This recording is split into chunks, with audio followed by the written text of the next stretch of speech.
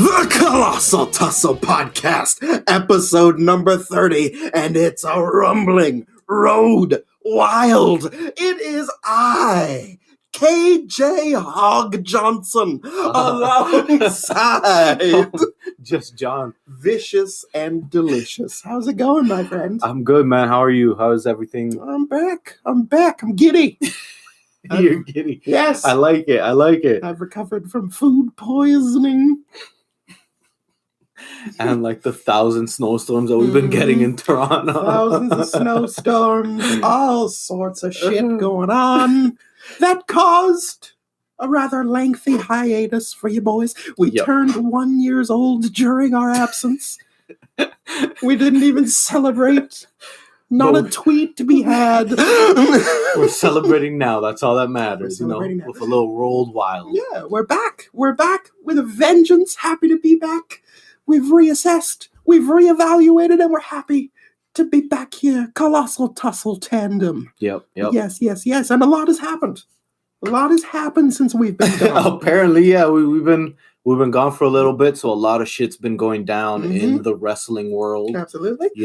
There's a Royal Rumble that has passed, an Elimination Chamber that has passed. God damn. And now a Revolution that has passed. And Vince has a mustache, and apparently. Vince has a mustache. A mustachio. So it's been a busy couple months. Topsy-turvy to say the least. But let's talk about Revolution, because that's the thing that is that's the most recent, the earliest in our rearview mirror. Yep. And I mean, I want to talk about it because it was an absolutely tremendous show. Great fucking show. Yep. Full disclosure, I haven't watched AEW in full in at least, I would say, 3 months.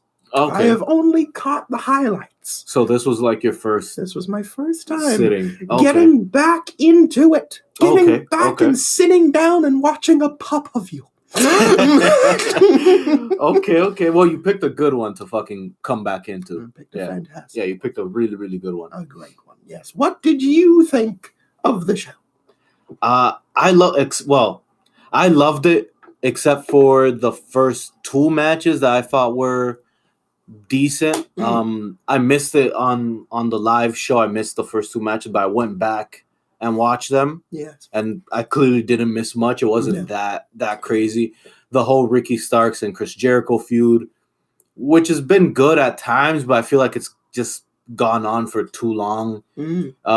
Jungle Boy and Christian, that's gone on even longer, with Christian's injury and all that. But after those first 2 matches, it picked up and never looked back. Exactly, very considerably. Match of the night for me is the Moxley and Hangman Page. Yep. Texas Death. Forks were involved. Bricks, chains, tables, barbed wire, everything. Oh, everything you can think of was wrapped in barbed wire. Absolutely. Knees wrapped in barbed wire, fists wrapped everything. They ran the gambit, and it was a tremendous match. The ending was fucking brutal as shit. Like that. Like if that's like the best way to end a match. Yeah, just hang them. Hang them. Fuck it. Hang them with a chain. A tap out, very rare from Mr. Moxley. Yep. Makes Hangman look great, look amazing. Yeah, and it would have been the perfect ending to their story if AEW didn't restart it back up for some reason then the following week. Yeah. That's the thing. I think they definitely take the feuds on for far too long. A little bit. Another great thing about this pay-per-view is that it wasn't 6 fucking hours with 1,000 matches. It was a shorter pay-per-view to their standards. Of course, because of the 1 hour main event, but it flew so much quick. Like at the end of the pay-per-view, I was like, wow, like I still have like time to do other shit. Like it was a perfect length of for the pay-per-view. Exactly. Yes, we have the trios championships changing hands. The Elite lose in a bonkers match. Yep. Absolutely bonkers match. A lot of twists and turns, a lot of high spots. They never let up. That knee by Buddy Matthews to the face of Matt Jackson. Holy shit. Listen, these two teams were like made to fight each other. Mm-hmm. And I love that they created the trios titles and kind of centered it around these two teams. Mm-hmm. Now they got the JES entering into the feud, so let's see where this whole thing goes. But I'm super excited for those titles. Yes, it's exciting. It's good to see them doing stuff that is high caliber. I mean, I would personally, I would like to see Kenny Omega back in the title picture. I would like to see that. But the Trios Championships I like that they're building the foundation of these titles. And making an effort to take them seriously. So I like that. I still think that Kenny's probably going to be like the final boss per se for MJF. Right. I think they're just kind of building it up so that when it does happen, it's more impactful. Right. You know, than just having Kenny be like his first or second feud, be it like, you know, his fourth feud or something like that. Fair enough. And then, of course, speaking of the AEW title. Yes. We had that Iron Man. We had that Iron Man match. Holy shit, man. It's definitely one of the best Iron Man matches I've ever seen. Like, for me, the best one was the Kenny and Bryan Danielson one. But because that one ended in a draw, it was first, but it was like a beatable first. And this one just fucking blew it out. In my opinion, just blew it out of the fucking water. Okay. Yeah. I mean, MJF doing amazing work. Great heel work, throwing water on kids and all that shit. Oh, man. That was sad to see. Sad to see that poor child just getting absolutely moisted. I loved even the build towards this match with MJF being like, I'm not fighting a 1 hour match. You guys got me fucked up. I'm not fighting a 1 hour match. That's not happening. And just the build to it was amazing. Yeah. The actual match was amazing. Usually Iron Man matches have like the first like 20 minutes that's just like rest holds and just kind of fucking around, but they made sure like every minute was used properly. Yeah, they maximize their minutes. I mean, the two people that you want doing that match are those two. And I underestimated MJF, but I think a lot of people he was in the best shape of his freaking life. And looked like $1 million. Yeah, more than fitting to go toe to toe with Mr.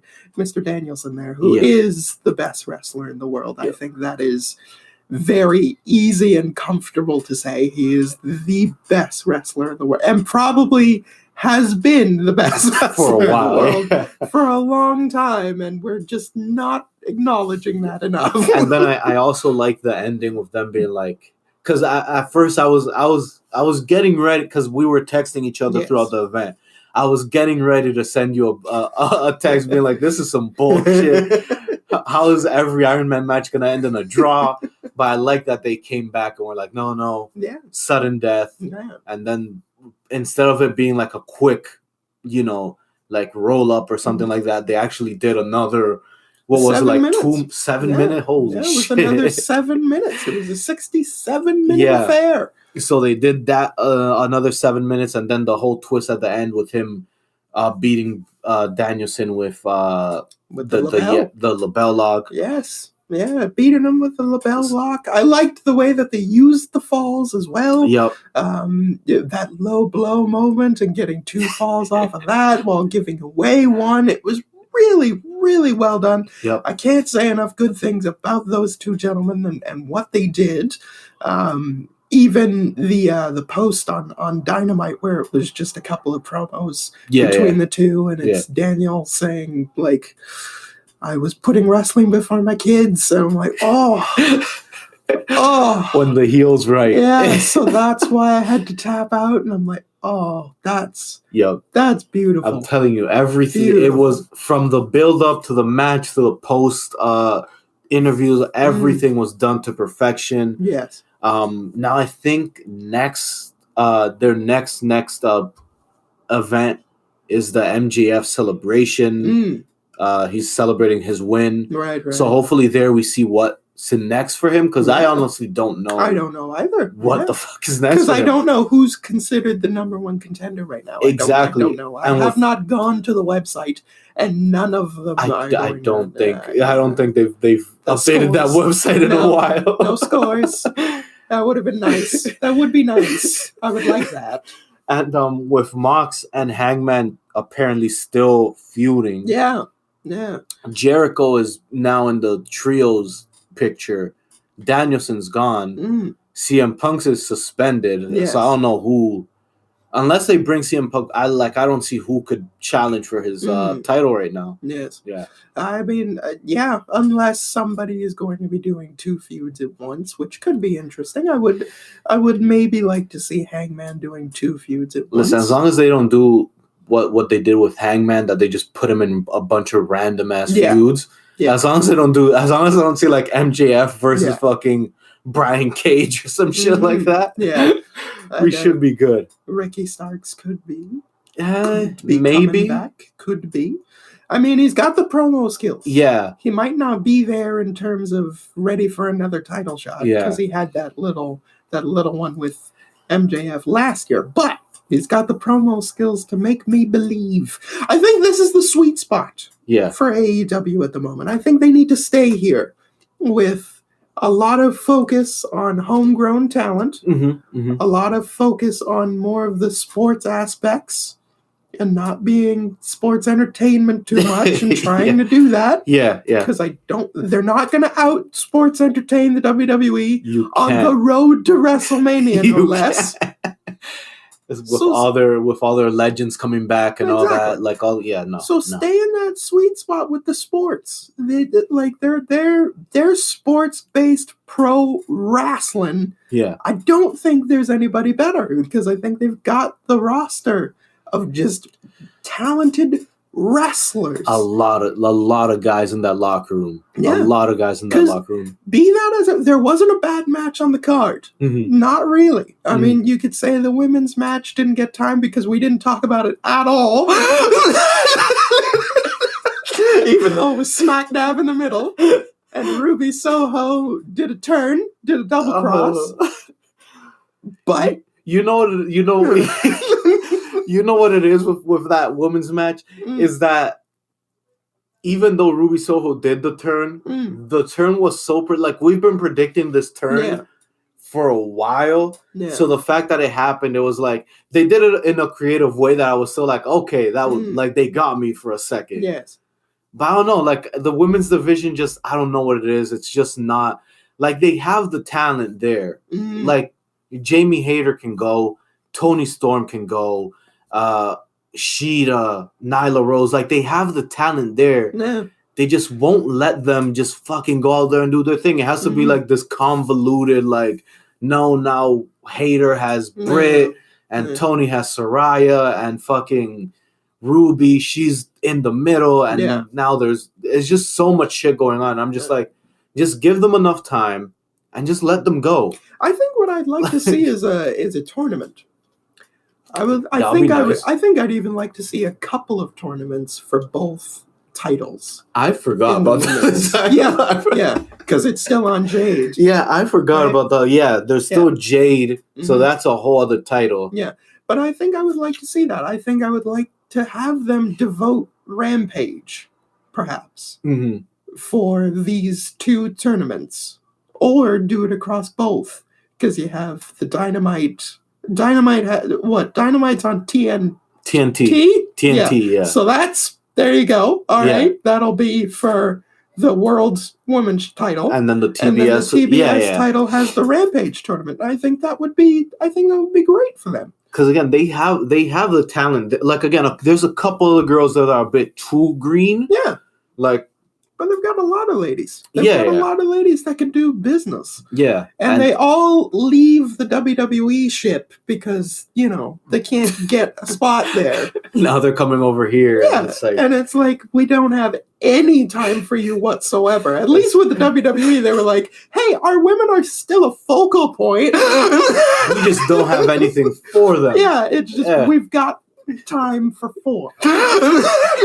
And then in AEW, they're like, we have an no hour. Time at all. We have 45 minutes Yeah. to get as many women on screen as humanly possible. Yeah. And then it becomes this whole shit where it's like, just nothing makes sense because you're fitting like 9 women into one feud. One segment. Yeah. Yeah. It's like, that is not good. It's not great. So it's not great. You got to work on that. But besides that, stay in the pocket, AEW, because Revolution, there hasn't been a single bad Revolution pay-per-view. Every Revolution pay-per-view has been an absolute banger. Yeah. So I hope they continue that.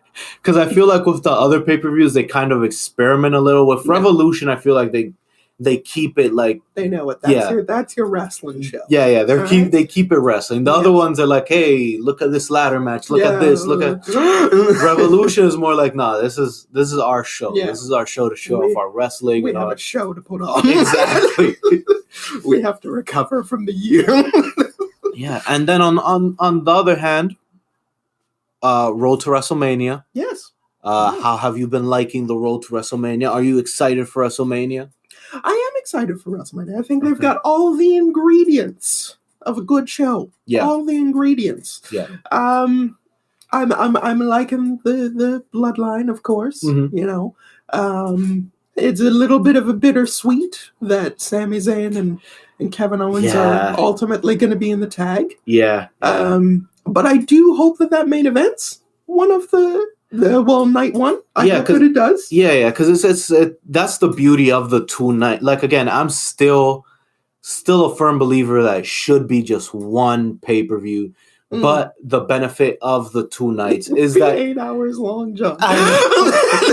But that's the only benefits of the 2 night is that shorter and that you get to have these main events that you might not see exactly if it was like a 1 night show. Yeah. Personally, I think that's one of the best things that America has ever stolen from Japan is making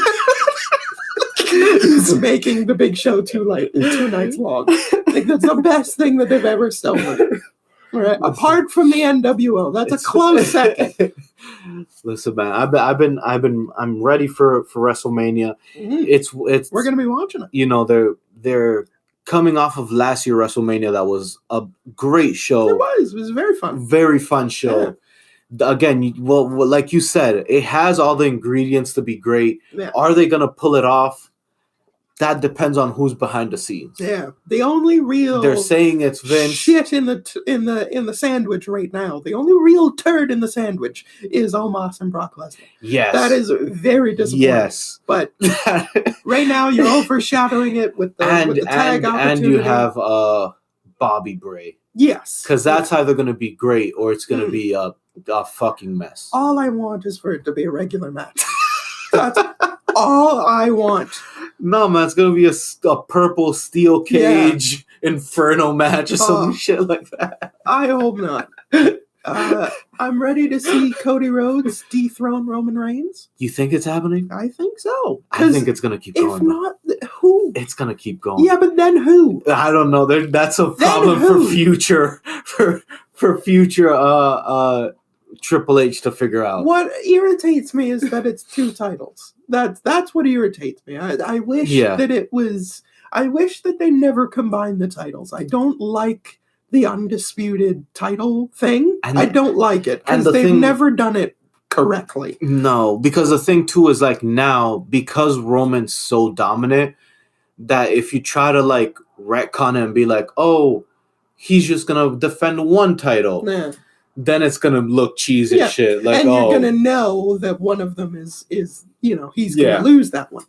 But when you put both of them on the line, like with Sami Zayn, for instance, like if it was just for the Universal title, I would have been like, he could. There's a chance he could win do this. It, but there's no way they're gonna put both. And then he doesn't do it, which would have been even more heartbreaking. But at least there would have been like even more intrigue, like. He could actually win it's just the one. And then you have the 2-night main events. Yeah, and Cody wants the WWE title. That's his story. Yeah. But because they did it with both belts, it's like, it's a foregone conclusion. He's not going to win it. But it's still going to be a great match to watch. Whereas if it's one belt, I think you have a better chance. But yeah. And that's the only, like, again, I don't think he's going to lose it, but that's the only reason I kind of lean into Cody might win, because it'll be easier to split the titles if Cody has them. Yeah. Because he hasn't had it for 5 fucking years almost, exactly. So it'll be easier to just split it, especially like you said, he kind of just wants the WWE title, so it's easier for him to like be like, oh, I think that's fair. Yeah. I think that's completely fair. But I think fair. at this point, there's no way you can take just one belt off of Roman. It just doesn't make sense. And I'm sorry, as much rehabilitation as you're going to do with the IC and U.S. belts, they're still the secondary belts. Listen, I tip my hat to Triple H for trying to make it a thing. Yeah, and they are bigger. They are more important. But they've buried them for so many years that it's just like again, we care about them a little more now, but it's still a secondary title. It is. It's still a secondary title. We've been conditioned. But again, I tip my hat to him for just trying it. Yeah. I'm like, it was a good try. Yeah. He's having more success with the IC title. Yeah. They brought in John Cena for the US title, so hopefully that elevates it a little more, but still secondary. Yeah. Still secondary title. When you have a world title, whatever it is, Universal or WWE, it makes your show better because you have top titles. So you have top contenders, mid-card contenders, and so on. But anyway, that's future booking and future talk. What we're doing is we're talking about Mania, and all of the ingredients are there for a good show. So I'm looking forward to it. Yeah, we're gonna be reviewing it live. So hopefully we can do a little podcast afterwards, and running down what we saw. So tune in for that, and we will be predicting right here. Oh, on the podcast. We haven't done a prediction in a while. Oh, yes, but we need to. Shit. Because we are coming up on the closing months of our tour down Hogan and Roddy Piper Lane, which means we're going to have a gap in between our next season, our next storyline dossier. Yep. And what that needs is a punishment. I've had a couple just waiting. I was waiting for these predictions to come back. Yeah, so it will soon be time, my friend, because after this show, we've only got 2 more. Oh, shit. And then that's it. Time flies, man. Absolutely. Time fucking flies. Big number 30, where we're talking about WCW Road Wild 1997. So let us waste no time. Without further ado, on with the review.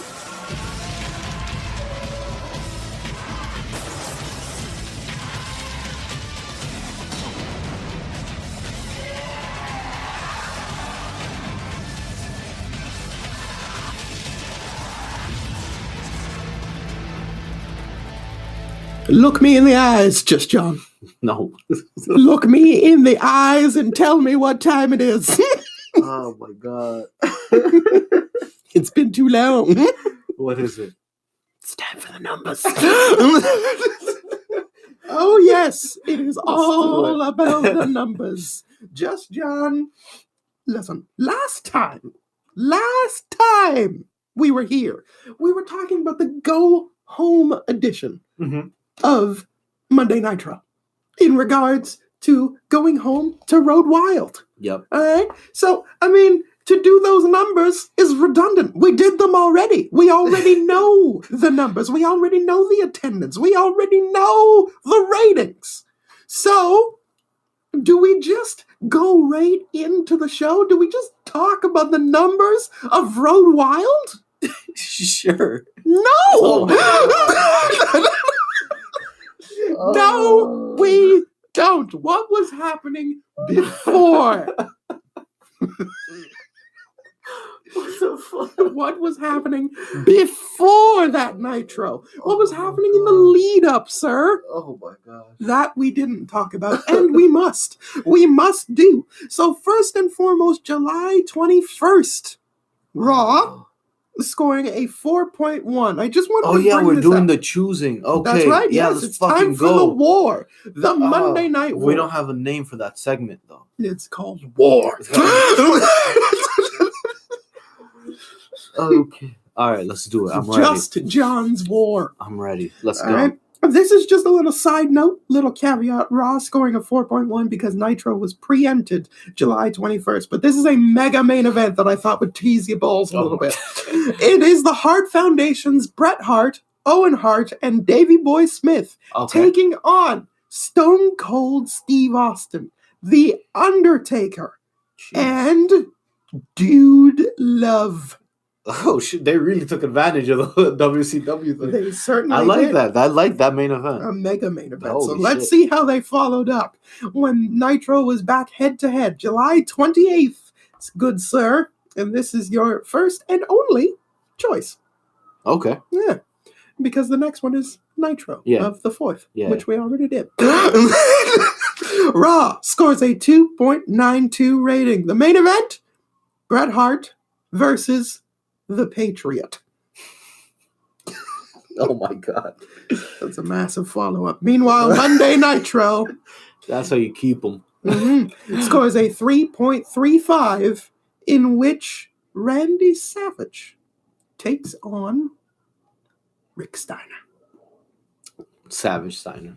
Savage and Steiner in your main event. Indeed. That was a good time. I like it. It was a good time. Yes. So, I mean, Raw is still trying to recover. Here every now and then, they're putting on some real hellacious main events to draw you in. And then you're getting a little Bret Patriot on the side. Meanwhile, it's on to Road Wild 1997, ladies and gents. August the 9th, 1997, from Sturgis, South Dakota. Yep. The pay-per-view buys 180,000, which is up quite considerably from 150,000 pay-per-view buys when it was called Hog Wild. Yeah, but they had to change the name because of copyright shit. That's right. Yeah. That's right. Sadly.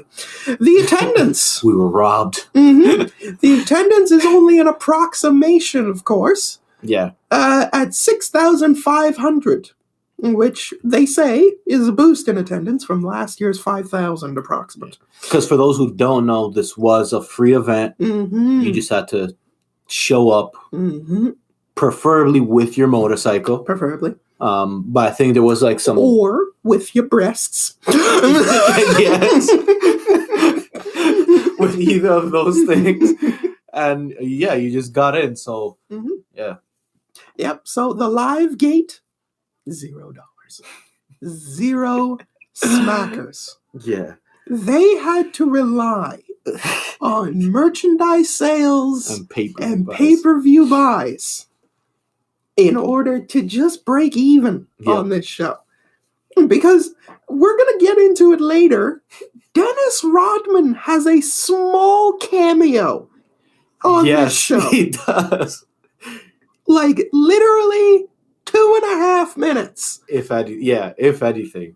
At the end of the show. So they had to pay him for that. Along with the main event, of course, being the rematch from Monday Nitro, in which Hollywood Hogan is challenging, very rare, for the world title against world champion Lex Luger.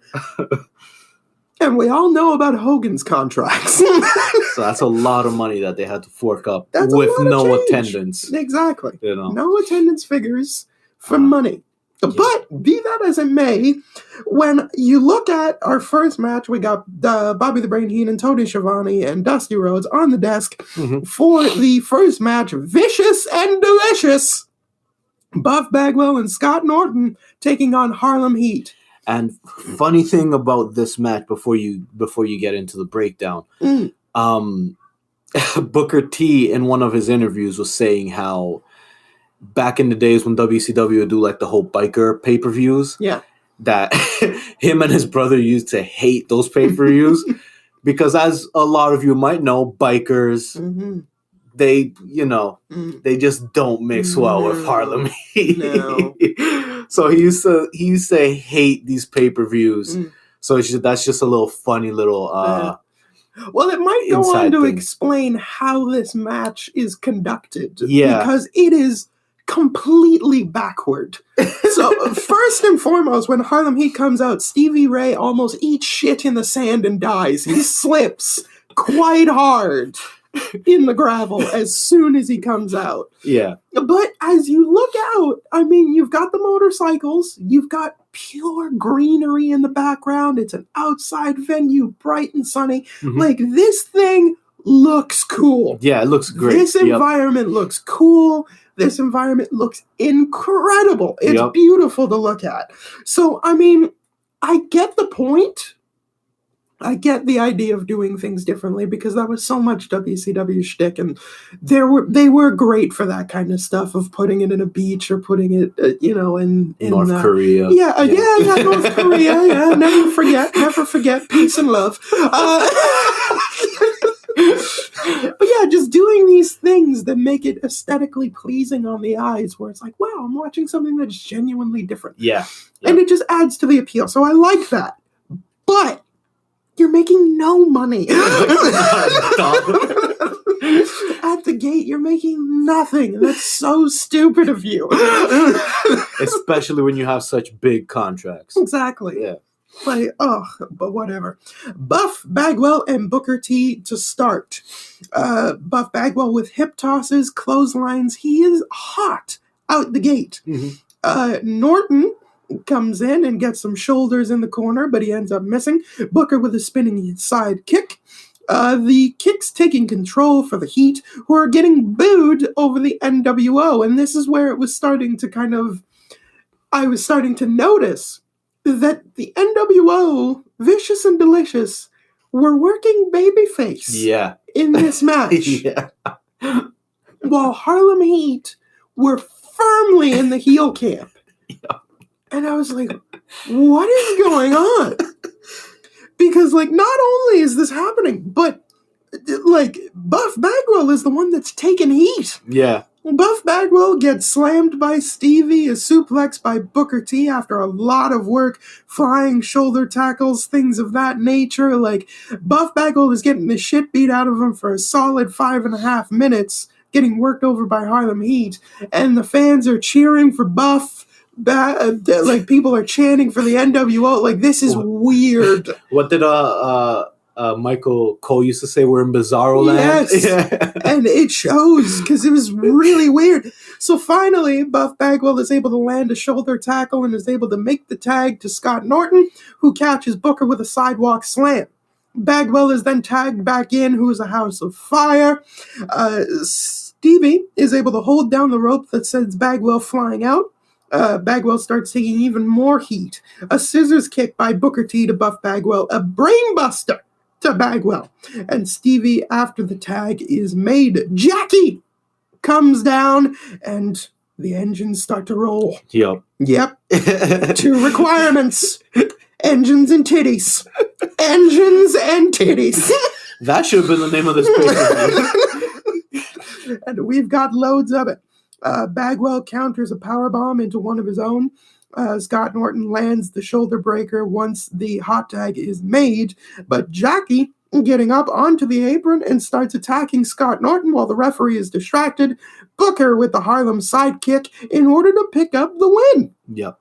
How did you feel about the opening contest? It was a decent opener. I'm not too much of a fan of Vicious and Delicious. I know you're a big fan of... I'm a big fan of Buff Bagwell. Let's not go crazy. You're a huge Vicious and Delicious guy. I mean, to be fair, Scott Norton is a barrel of a man. Like, he is a barrel. He is an absolute tank. Again, it was a good opener. I'm still not sold on their tag division, but it is a good opener. Okay. Yeah, it was a good opener. Back towards the sand, at the internet station, the Steiners and Ted DiBiase, who is in a full 3-piece suit. In the desert. He must be boiling. He must be. Even the commentary team is dressed down with, like, t-shirts and jeans. And here's Ted DiBiase in a full 3-piece. listen, you gotta stay in character at all times. Jesus Christ, you're a madman. They're hyping up the upcoming tag team title match that they have for later on tonight as we move on to match number 2, which is Conan taking on Rey Mysterio Jr. Mike Mexican death match. Yes. Mexican death match. Okay, so you noticed them saying Mexican death match? I didn't hear them. Okay, no. Because I didn't. And in the middle of this match, I get very angry. Why? There's not enough death match? No. I will tell you why later on. Mike Tenay joins us on the desk. It's time. I want to hear your reason. Oh, man. It's time to find out whether or not Conan is Raza. Right? That's what Rey Mysterio said. Yeah. Because he's not Raza. Conan's going on this whole, like, I'm going to beat up all the luchadors thing. Yeah, So it's time to find out if he's Raza. Yes. Let's find out if he's Raza. Living La Vida Raza. It's very good. I love it. So Rey brings the fire with the flips and the drop kicks. Hurricane Rana tries to go for a splash, but gets tossed into the turnbuckle and then clotheslined to the back of the head. And then, of course, Conan has very few moves of doom. A rolling clothesline. Yep. A bit of an Indian deathlock as he's going after the left knee of Rey Mysterio because, of course, Rey is still favoring the leg. He is not 100%. He did sucker in Conan on Nitro. Which is kind of confusing, the fact that he did that, but then he's still like, no, I'm still hurt. He's still hurt. Rey tries to fight back, goes for a leapfrog, but the leg gives out and Conan clips it. Then he grabs like a leg hook, does Conan to Rey Mysterio. And Rey is all over the ropes. Okay. He's all over them, like he's grabbing them. And I'm thinking that this is a normal match. So I see Mickey J just standing there, right? Okay, I see what you mean. And I'm like, what the fuck is going on? Like, ref! Like, okay, I see. Yeah, I see your confusion. Yeah. Like, this is a DQ.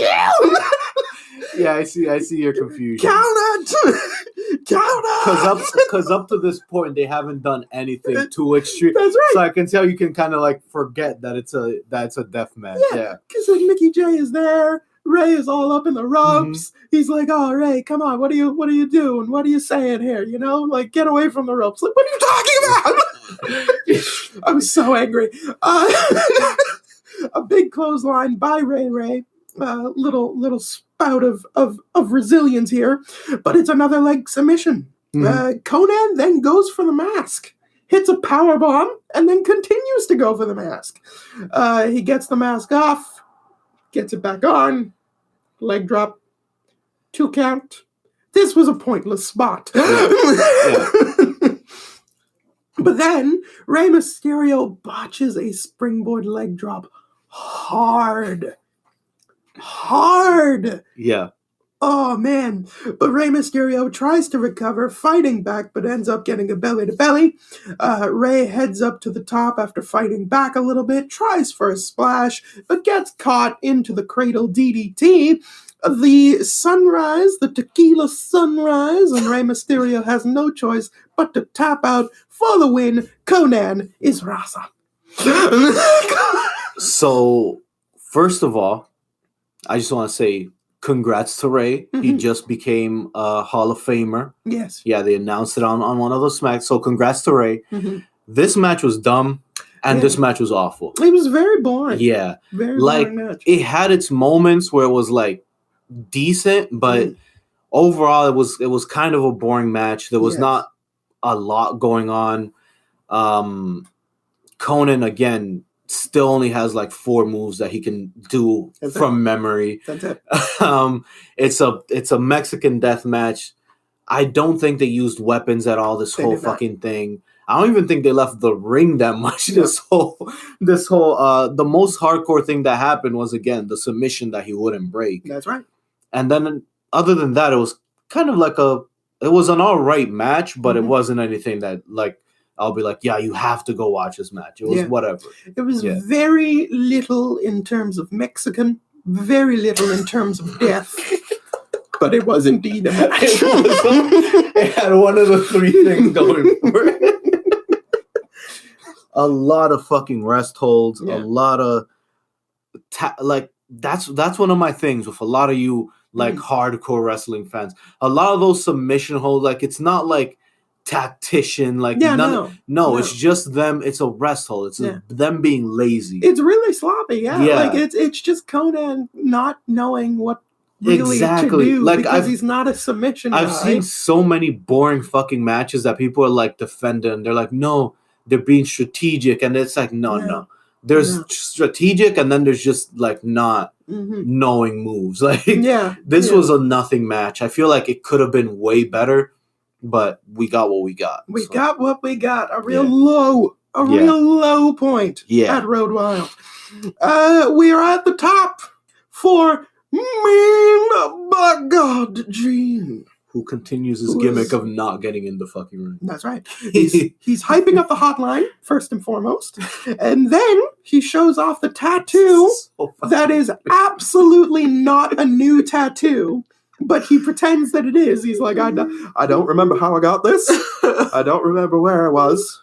But, well, we have it now, and I couldn't be prouder. That was so fucking weird. I'd never expected in a million years for him to have a tattoo. That was great. And he's got a badass one at that. It's a rose with thorns. Come on, man. Come on, man. It's beautiful. Match number 3. It is Steve Mongo McMichael and Chris Benoit taking on your favorite Jeff Jarrett and my favorite, Dean Malenko, which made me very conflicted for this contest. And I had to say, I had to throw my hands up and say, John, take us through. I got you. I don't know why I love Jeff Jarrett so much, but here we are, man. Jeff Jarrett and Dean Malenko, they have this new partnership. Dean isn't fully sold on the partnership, but he's tagging along. He's seeing where this is going. Jeff Jarrett starts off the match against would have been Dean. Dean. Yes. Sorry. Dean to start. Yeah. Yes. No. Jarrett starts. Yes. Yeah. Jarrett starts off. Excuse me. Yes, Jarrett starts off with Benoit. With Benoit, there we go. So Jarrett starts off, and he hits with his opponent with the arm drag. And as soon as he hits his opponent with the arm drag, he starts strutting his stuff and immediately tags out to Dean. That's right. He's done his work. Yeah, he's done his work. He's met his quota. And Dean basically fights most of the match by himself against Benoit and Mongo. He then tags in after a back and forth. He tags in Jarrett, and Jarrett's like surprised, like that wasn't part of the plan. The deal. Jarrett gets in there with Mongo.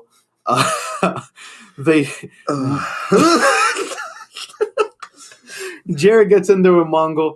Mongo goes for a pin attempt, and Jarrett holds Mongo down, which just looks weird as shit. That's right. But Jarrett holds Mongo down, so Mongo gets the victory.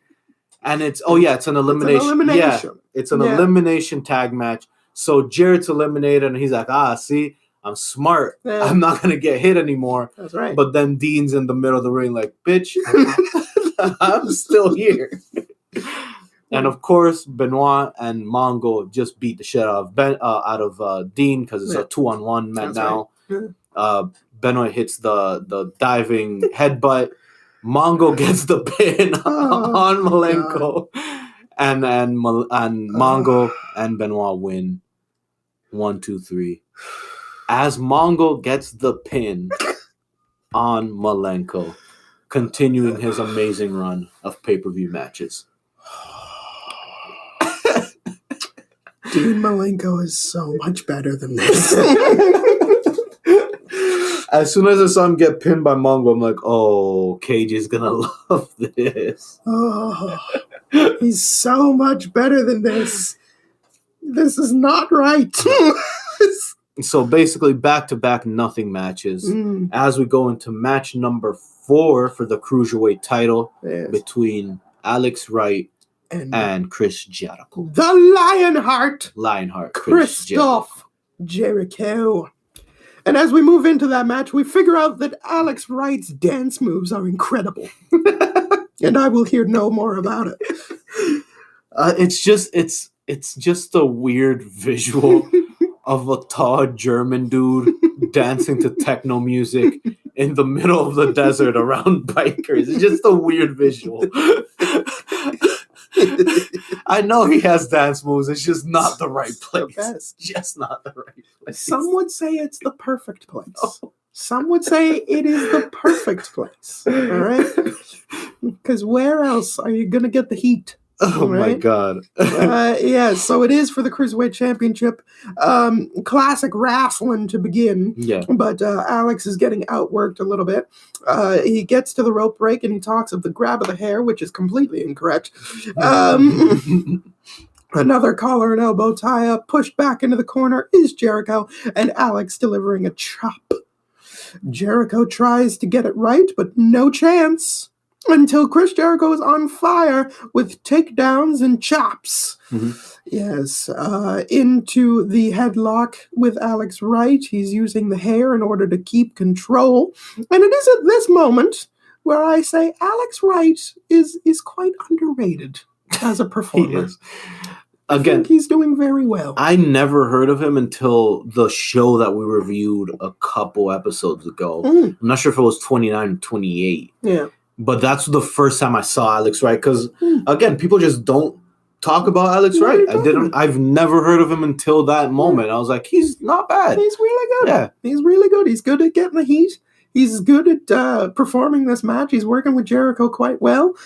Jericho gets on a spinning heel kick to get back into it. Is he? Sorry to interrupt you, but is he like because again, I don't know much about it. Is he like a homegrown WCW guy, or did they get him from somewhere else? No. I mean, I guess international, but he has made his name here in WCW. Okay, this is where he's getting his big break, his big shot, and he's been there for quite some time now. He's been there since I believe 1995.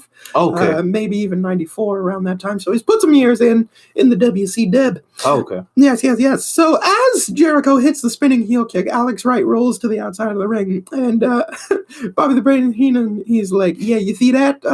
You got to take it right there in the center of the ring. And he knows that. He knows that Jericho's got to beat him in the center. And Dusty's because Bobby mentions he knows how big that ring is, so he knows when to roll out. He knows where the ring is at all times. And Dusty is like, yeah, so he knows how big the ring is? Well, then he's got to get it done right there in the middle. Just amazing commentary. Yes. Alex gets back in, but he ends up getting crotched right on the top rope. Back outside again. Triangle crossbody to the outside by Chris Jericho. Suplex on the ground by Alex Wright. These men are trading back and forth. Alex throwing Jericho back in. He gets to the top rope only to be knocked off by Chris Jericho, who then grabs the arm in an arm wringer and starts to work it. But a spin heel kick by Alex this time is able to get out of it. A top rope knee drop by Wright and a good old little time to dance. Never stop the dance. Alex Wright going up for a big moonsault but misses. Jericho begins the comeback. It's a lion salt to the back of Alex Wright. It only gets a 2 count. A double powerbomb. The Jericho Classic only gets a 2 count.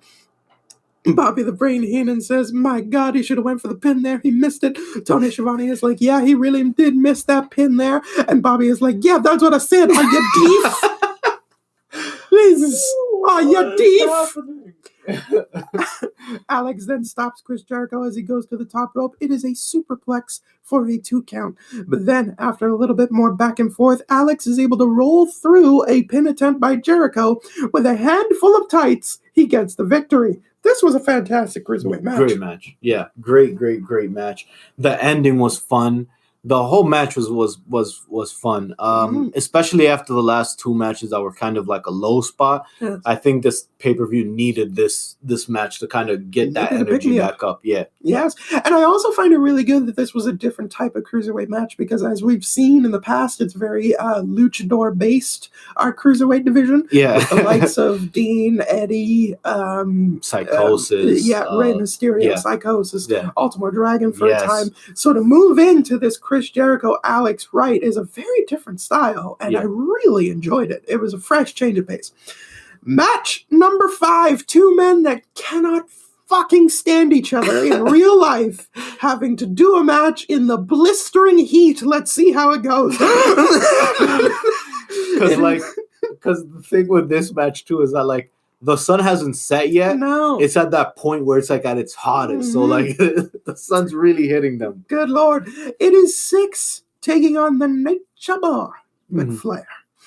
Six. With the early knockdown to Nature Boy Ric Flair, is able to do some kicks, get that going on. Remember the fact that Six is using the kicks because that's going to come up in a moment. Ric Flair is able to deliver the chops every single time that Six is trying for something. He gets chopped down. Ric Flair is loving it. He taunts and lures Six into more chopping. Six is able to miss a knee into the corner, up and over the top. Ric Flair tells Six to suck it. Ric Flair continues with the chops for every quick move that Six tries to do. But it's a spinning heel kick to the back of the neck of Ric Flair. Not to the back of the head, to the back of the neck. Then, a back kick that knocks Ric Flair down again. Nature Boy chants ringing throughout the crowd. And then, of course, it is the Bronco Buster to the Nature Boy Ric Flair, who famously hates taking that move. I was just going to say that. A rear trin lock for a long old time. Ric Flair tries to get some fighting back in, but Six with a kick that nails Ric Flair right in the teeth. And Ric Flair gets pissed.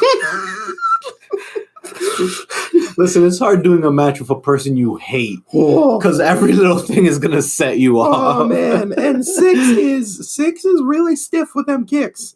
He's got no object permanence. He is just firing off those kicks and seeing what happens. It is a slam, and up to the top rope. A flying leg drop connects by Six. It only gets a 2 count. Another spinning heel kick only gets a 2 count. Ric Flair upside down, but he gets back in and goes for the knee. Enziguri lands from Six to Ric Flair. He tries for a senton, but Ric Flair is able to move. Figure 4 time, but Six is right at the ropes for the rope break. A buzz killer attempt, which for anybody that doesn't know is the crossface chicken wing. Yeah. All right. It looks weird. Six has the dumbest moveset. He does. In wrestling. It's a very odd moveset. Bronco Buster, the chicken wing. Holy shit. Spinning heel kicks for no reason. Yeah, it's very odd. So then Buzz Killer attempt gets reversed, but Six is able to drop Ric Flair down. He goes for another Bronco Buster attempt, but just gets kicked in the balls. One of my favorite reversals I've ever seen. Just kick him straight in the balls, man. Just gets kicked in the balls. Ric Flair rolling up Six, puts the feet on the ropes for the victory. I can't call it an entertaining match. You didn't like it? Only because I kept seeing Ric Flair getting hurt and kept seeing Ric Flair getting pissed. No, I like this. Like I just like this match. Okay, they had a weird chemistry, but it was funny to watch them go at it, man. Like it was just. I felt really bad for Ric Flair in this situation, and I know that I have no reason to. Because it was literally like the old veteran versus the young punk. Yeah. And it went exactly like that match would go down in any generation. Yeah. But it was like he got kicked in the back of the neck. And like kicked in the teeth. But that finish though. Kick to the nuts. Come on. The balls. I like this match. It was a fine match. Don't get me wrong. It wasn't bad by any means. I just felt bad for Ric Flair. And I just kept getting taken out of it. Because I was like, this poor man is having to deal with this in the blistering heat. Like, this is not fair. Listen, everyone, if you go back to watch the pay-per-view, I feel like this pay-per-view has two parts. Where it's like the part where all the competitors hate it because it's hot as fuck. And then there's the part where the competitors don't mind because the sun's starting to set. And now they're like, it's like a cool, like little... Because after this, the next match is actually quite calm and comfortable. Yeah, because the sun's starting to set. Now, like, the next couple matches, like, everyone's just, like, vibing out now. Yeah. Match number 6 is Curt Hennig taking on DDP. It is a blood feud. We know from Bash at the Beach when Hennig debuted, and there was the miscommunication between Hennig and Diamond Dallas Page. Things have only escalated since then. The story going into this, of course, as we saw on Nitro, is whether or not Curt Hennig is part of the Four Horsemen. The Four Horsemen, baby. The Four Horsemen, daddy. Which we've seen already, 3 members of the Horsemen already? That's right. Yeah. That's right, we have. And so here we go. I'm going to, Just John, my technical liaison, I would like for you, as we discuss the opening moments of this match, to play Curt Hennig's music over top of us here, because it is literally the worst music that I have ever heard in my entire life. I got you. This is absolutely horrible. It's this rock garbage that has no business being anywhere near Mr. Perfect. Yeah. It just doesn't fit. It's generic. It's awful. You can hear it right now, and it's disgusting me. And for WCW, a lot of their theme songs, they had some good theme songs. The Four Horsemen, NWO, like they had some bangers. But most of their theme songs, I swear, they just got it from like a generic theme song folder, and they would just slap it onto whoever was coming out. Exactly. Because I'm like, again, that's the one thing WWE has had over WCW, at least for like my opinion, is the theme song. Yeah. The theme songs for WCW were just generic, like here's this music for you. Here's like generic 90s wrestlers song. Honestly, they would just put it on. Like, this is Curt Hennig's music. Like, look at this. Listen to this shit. Yeah, it's indie garbage 6. And it's awful. It's like when you create a wrestler in WWE 2K, and there's like the one section that's just like generic Patriot number 5. Never. I hate it so much. Diamond Dallas Page comes out. They have a fight before the bell. Hennig takes Page down by the hair. A brawl here, trading chops and shots. Hennig to the apron and then dragged around by the hair himself. Curt is then crouched into the post, once by himself and then once by Diamond Dallas Page. The pants get pulled down a little bit, exposing the baby blue undies of Curt Hennig. Page goes up to the top rope, but Hennig is able to stop him by hanging him up.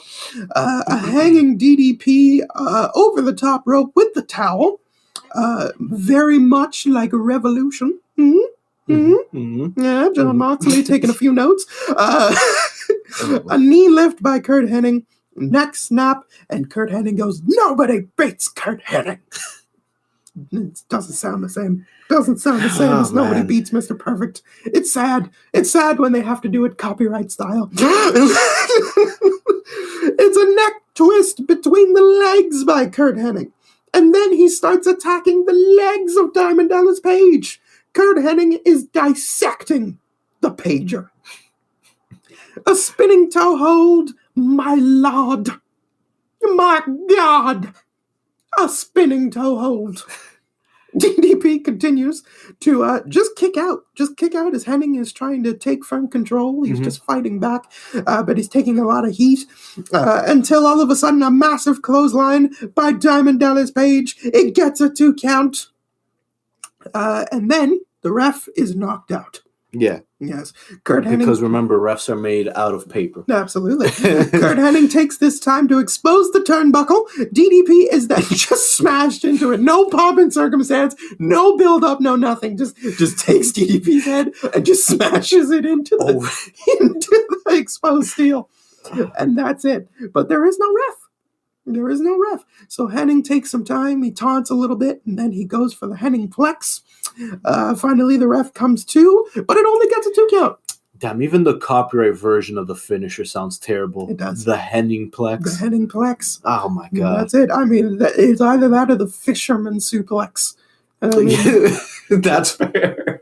That's fair. You know, I mean, it is what it is. We're grasping at nothing here. God damn. DDP is able to fight back. He takes Hennig down with the face plant move after tossing his head into the turnbuckle, the exposed steel, just for no reason. But then Ric Flair comes out. Yeah, because as he goes for the dumbass power driver face breaker thing, whatever he wants to call it. That's right. As he lifts up Hennig, he knocks out the ref because for some reason the ref's like right behind him. 2 referee bumps in a matter of like 2.5 to 3 minutes. And the first one was respectable. This one was like, you guys just needed him out of the way. Yeah. So Ric Flair comes on down, goes to the top rope, tries to attack, but he ends up getting the diamond cutter. But in the fracas and rackus and malacus, Hennig is able to land another Hennig Plex, and he gets the shock win. I was surprised by this. Because even with the interference, I thought DDP was on such a run that they would be like, no, he's still gonna find a way to win type of thing. But no, they gave it to Hennig. Indeed.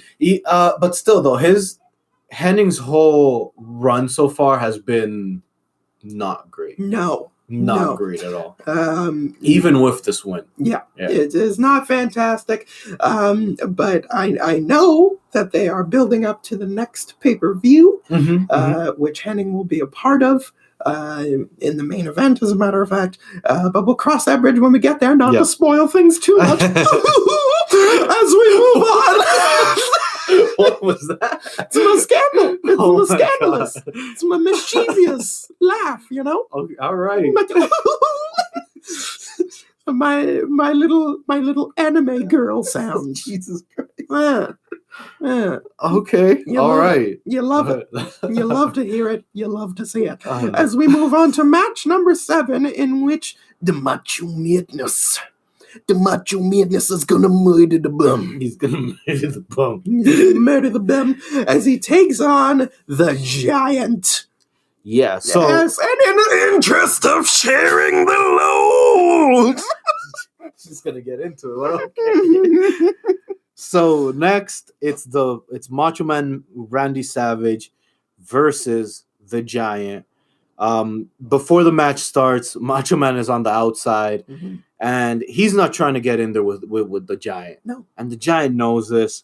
The Giant looks away for a second, and Macho Man takes advantage and gets in the ring. Absolutely, and hits the Giant with a jumping knee to the back. And then he tries to slam the Giant, but he can't and ends up falling backwards.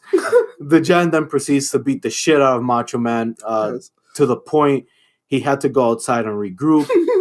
Macho Man tries to hide behind Elizabeth, but the Giant just picks up Elizabeth and puts it to the side. And he press slams Savage right back into the ring. He throws Savage right back into the ring.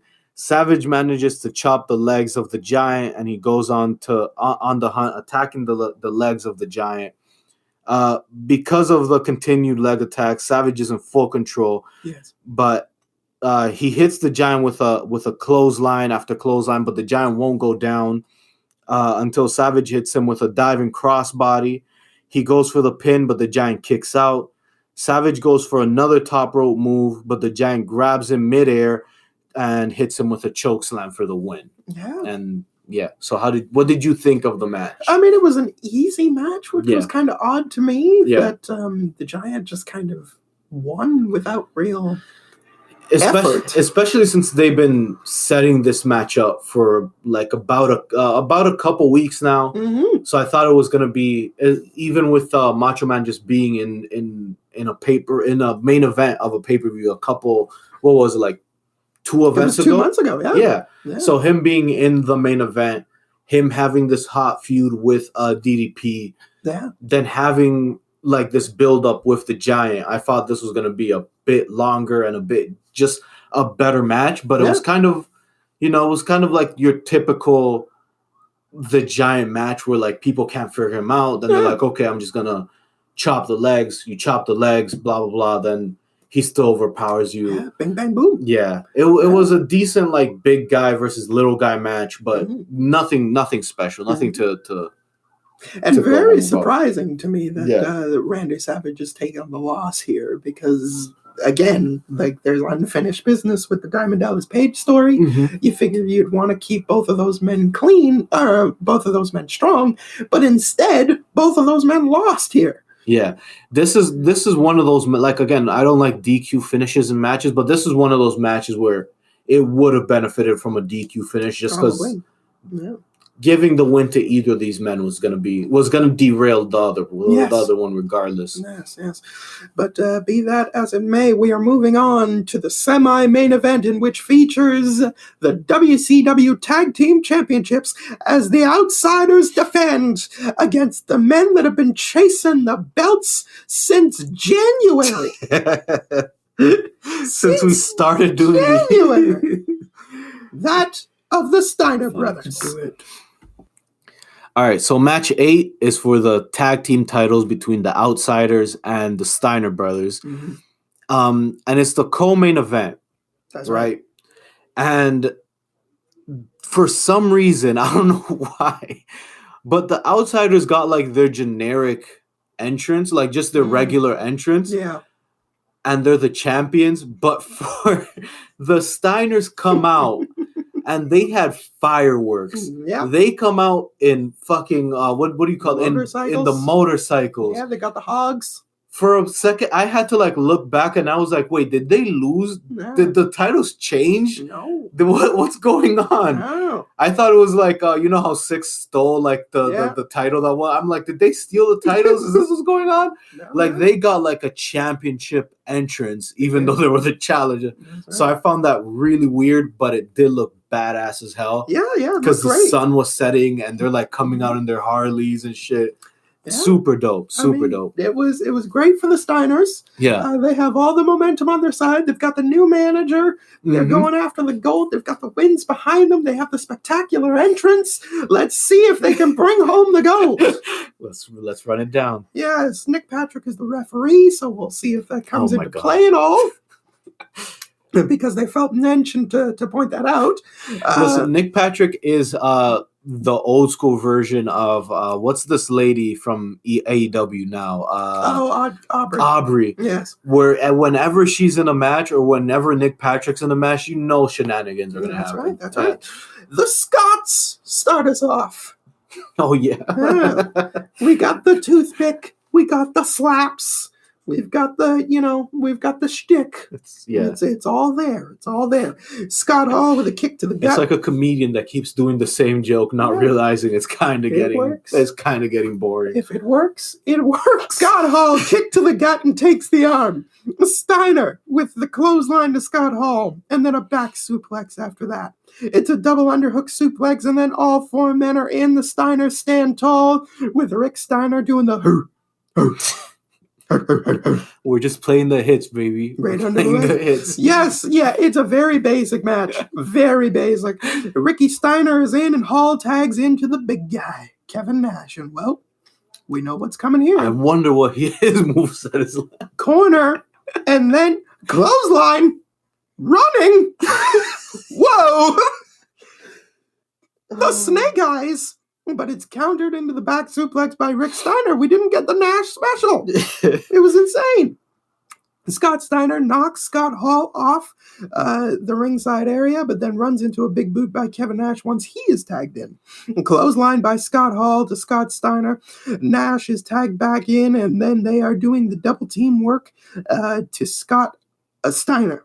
A fall-away slam by Scott Hall gets a 2 count. A sidewalk slam by Kevin Nash. And now we get the corner. The elbows. What we've been waiting for. Oh, yes. The elbows, the knees, the boot to the neck. It's the Nash special, back for a limited time only, $4.99 before taxes. Oh, my gosh.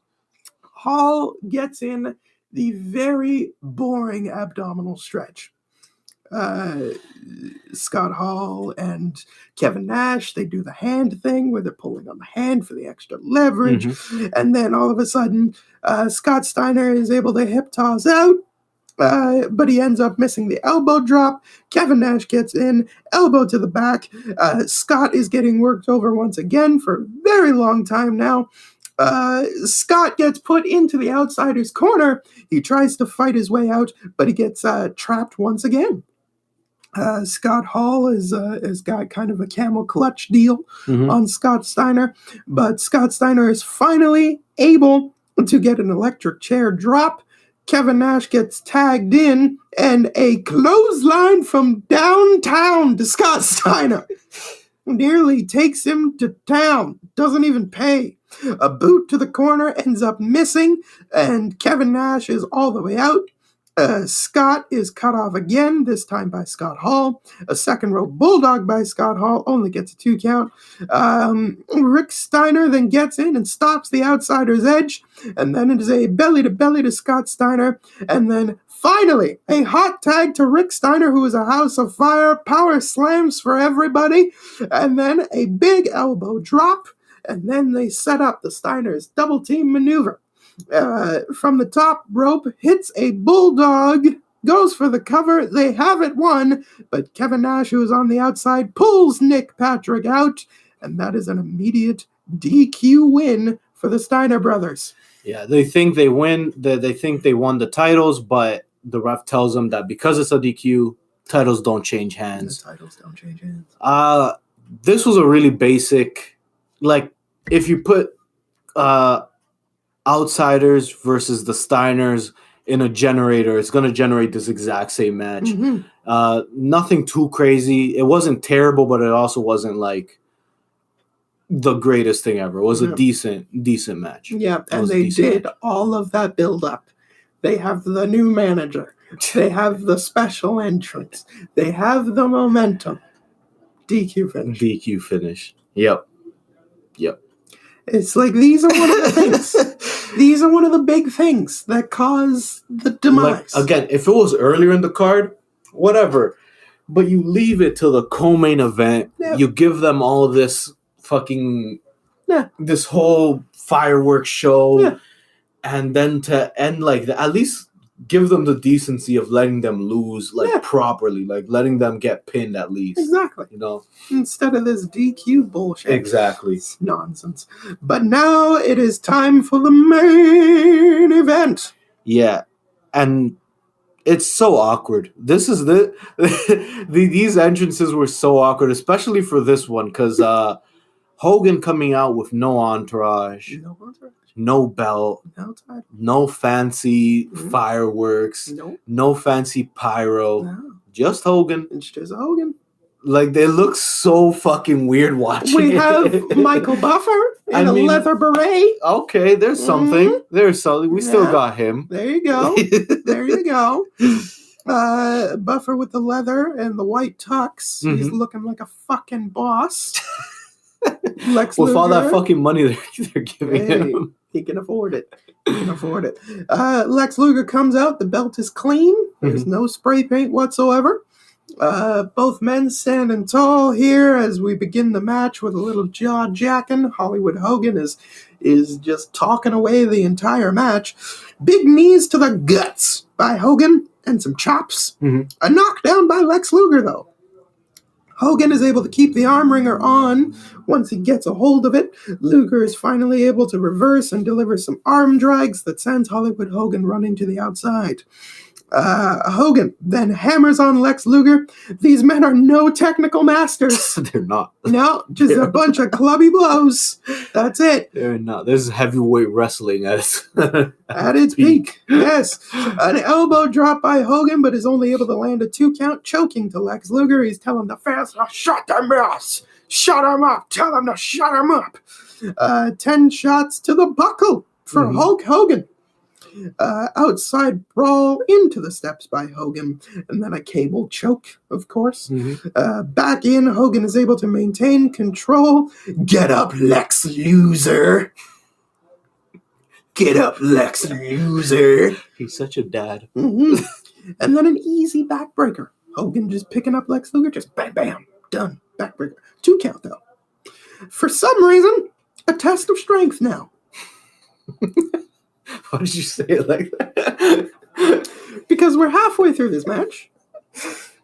And now, maybe they want to test their strength now. It's time for a test of strength. And Hulk with just a blatant low blow.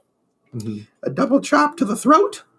He lands a big boot, but doesn't go for a leg drop. He goes for a cover instead and gets a 2 count. A big old suplex by Hollywood Hogan, and it is at this point that I'm like, God, this match is so dull. Yeah.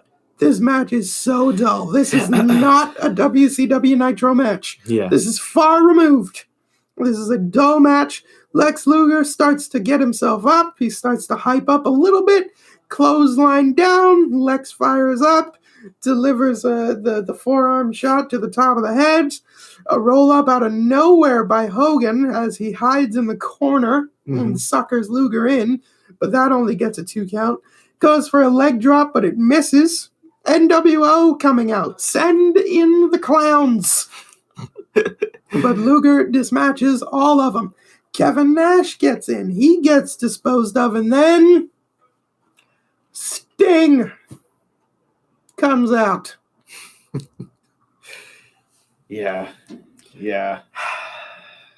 Listen, this trope has been used about 6 different times in our run of the podcast so far. My whole thing is if you don't want to like put on a pay-per-view, just don't put on a pay-per-view. You don't have to give us a pay-per-view. Like, it's fine. Like, we could wait till the next pay-per-view. If you don't want to. Like, God damn. Yeah, but Sting hits Lex Luger with the bat to the back. The referee sees this but doesn't call it. Hogan then drops the Hogan leg drop to win in this boring shit match. This was so dumb, man. Why build up this feud? Why give Luger the belt? The whole celebration with the WCW, like, yeah, we fucking beat them. It's this whole happy moment just to reverse it, like, right after. Yeah, and take no time in doing so. They paint the title again. We didn't mention Dennis Rodman because he only shows up here. Yes, that's what we were talking about earlier. He shows up just to paint the NWO sign with his buddies. Yeah. And that's it. And that is how we go off the air. Yeah. So all the build up, all that for basically nothing. Nothing at all, though. Because the belt is back on Hogan. Listen, we went right back to how it was before. Mm-hmm. Outsiders still have the tag titles. Mm-hmm. Hogan still has the WCW title. Yeah. Like, it's like all the progress we did is back to zero now. Yeah. And it's weird because they've built this up since Spring Stampede. So we're talking since April. Mm-hmm. Right? And it makes me feel like the Luger title opportunity was a burden on them that they had to get rid of. Yep. Because it's like they did that weird 4 corners match. Then they had Luger just be number 1 contender for like 3 months. And then I think they saw that they had to do the 3-hour Nitro. Nah. And they're like, all right, fuck it. Let's just do it. Let's just get the rating pop. Yeah. And then let's put it right back on Hogan the following pay-per-view. Honestly, wow. Match of the night, standout star, and the overall show grade for this Road Wild 1997 Vicious and Delicious. John, what do you have for me and why? Standout star. I'm going to go with DDP. DDP gets the standout. Yeah, just because, honestly, there wasn't enough on this pay-per-view. Yeah. So I'm going to give it to DDP, even though, his match was whatever. Yes. Standout match of the night, I'll go Six and Ric Flair. Yeah. I really enjoy that match for some reason. I mean, fair enough. As I said, it wasn't a bad match. Really enjoyed the match. And then overall show grade was 2 out of 5. Like, it's a decent pay-per-view. It's a passable pay-per-view. Yes. Like, if you want to go back and rewatch it, like, there's not going to be anything terrible on it, but there's also not going to be anything entertaining on it. No, not particularly. Particularly. Again, if you want to go back and watch it just like to have something in the background, like it fine. Like you have the Jericho Alex Wright match, you have the DDP Kurt Hennig match. Even though the opener, you have the opener, but then everything else is just meh. Like everything else is just there. But what are your standout stars? Match of the night overall show grade? Match of the night, I'm going with Chris Jericho versus Alex Wright, the Cruiserweight title match. Yep. I was thoroughly impressed. I was surprised by Alex Wright. He's an underrated performer, I have come to find out. And as I say, having a totally different style of Cruiserweight title match was refreshing. Yeah. And I think those two men delivered. So what you're saying is that you're not Rasa. I'm not Rasa. You're not Rasa. I'm not Rasa. Not in this case. Not at this juncture. So the standout star is actually going to Alex Wright. He honestly impressed me. That's fair. He impressed me more than I thought he would. That's fair. I got some laughs. I got some giggles. He was technically competent. It was a great match, in my opinion. And I had a good time with it. But otherwise, to me, there was nothing else here. Okay. Nothing else here. I thought the tag match for the tag titles was underwhelming. I didn't understand why you wouldn't give the titles to to the Steiner Brothers. Yeah, you already did all the work. Yeah, you do all of this build up. You give them the new manager. You give them the special entrance, but you don't pull the trigger. It makes no sense. The Hollywood Hogan and Lex Luger match was boring.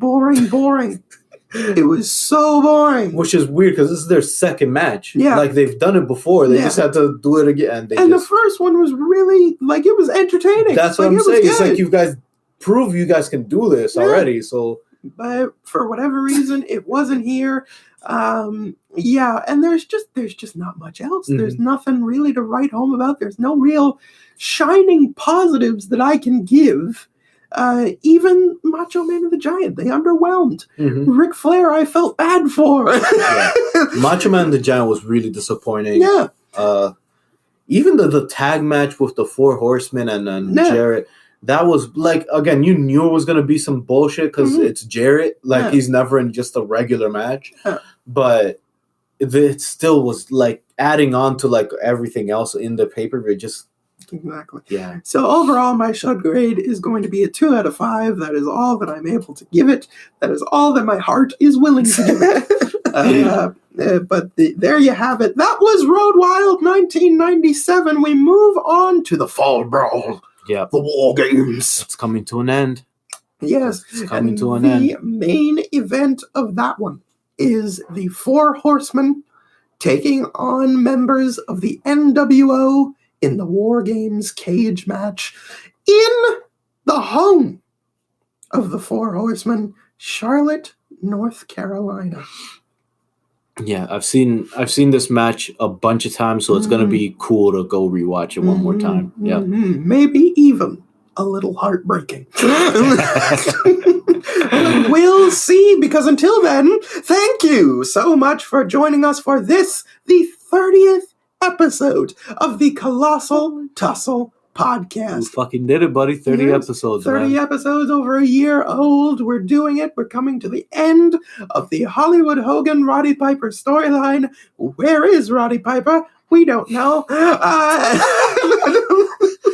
This show is so boring. I totally forgot. Piper wasn't even on it. Not even. Holy shit. Couldn't be bothered. But we move on to bigger and better things. Of course, you can leave your rating, review, share, and subscribe. You can find us on every platform available, such as what, Just John? We're on Spotify, Apple Music, Audible, Amazon Podcast, Google Podcast, YouTube, Stitcher. Again, anywhere you can find podcasts, you will find our lovely voices there. Yes. We are also brand new to iHeartRadio as of a week ago, so the podcast section of that is available for your listening pleasure. Yeah, so we're everywhere. We're everywhere. So everywhere that you have a subscription to, make sure you go, you follow, you like, whatever they allow you to do, you do all those things. Indeed. You know? Indeed. Go to YouTube, comment on YouTube, let us know what you guys feuds that you guys want to see us review, how you're liking the show so far. Just let us know. You can also follow us on Twitter at the Colossal Tussle 1. Same thing. Tweet us. Let us know what you think. Let us know what you want us to review, what you want us to talk about, you know. Yeah.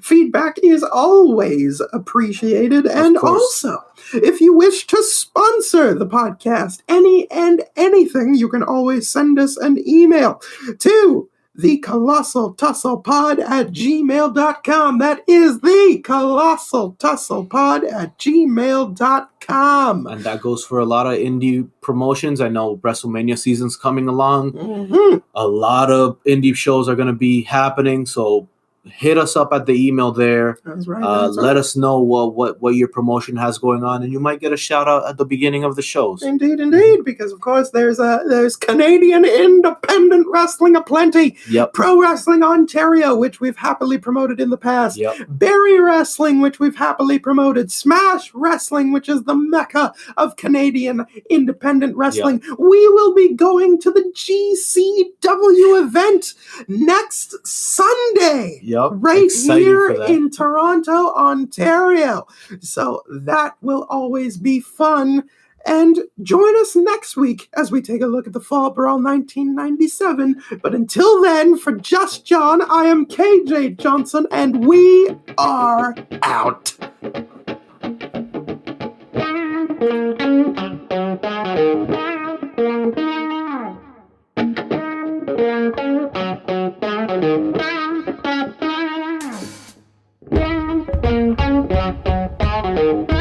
Thank you.